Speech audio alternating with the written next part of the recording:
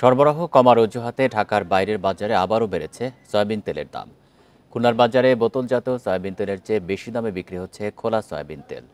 বোতলজাত সয়াবিন তেল বিক্রি হচ্ছে ১৬৫ থেকে ১৭০ টাকা লিটার, আর খোলা সয়াবিন তেলের দাম ১৯০ থেকে ২০০ টাকা লিটার। চট্টগ্রামে সপ্তাহের ব্যবধানে বেড়েছে দেশি মুরগির দাম, কমেছে সোনালী ও ব্রয়লার মুরগির দাম।